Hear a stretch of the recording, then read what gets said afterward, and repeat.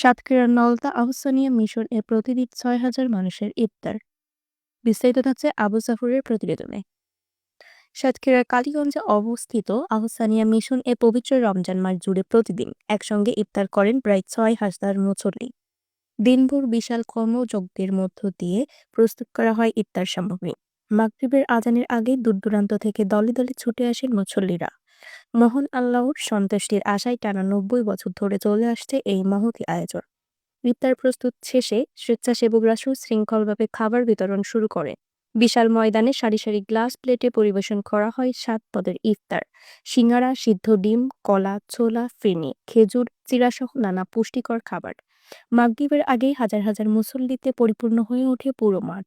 আয়োজক সূত্রে জানা গেছে, প্রতিদিনের এই ইফতার আয়োজনে সম্পূর্ণ ব্যয় বহন করা হয় দানের অর্থ দিয়ে।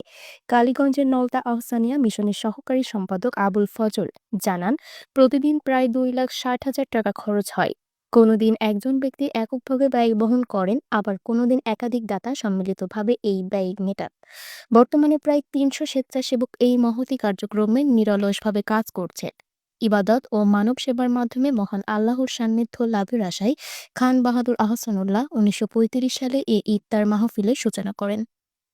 ১৯৬৫ সালে তার ইন্তেকালের পরও ভক্ত ও অনুসারীরা নিষ্ঠার সঙ্গে এ ধারা অব্যাহত রেখেছেন। আরও বিস্তারিত জানতে চোখ রাখুন জাতীয় দৈনিক অভয়নগর পত্রিকায়। ইফতারির মজলিস প্রবর্তন করেন। পূর্ব পর্যায়ে ইফতারির প্রসারতা হয়েছে। বর্তমানে প্রতিদিন প্রায় ৫ থেকে ৬,০০০ মানুষ দীর্ঘ ২০ বছর ধরে ইফতার করি। ভালো সুন্দর পরিবেশ, আর ইফতারের আইটেম ৬ থেকে ৭ রকম, ৬ থেকে ৭,০০০ লোকের আয়োজন। কোনো ঝামেলা ঝক্কি গ্যাঞ্জাম হয় না। এখানে প্রতিদিন আমরা ইফতার করি বা নামাজও জামাতে পড়ি, জুম্মার নামাজও পড়ি।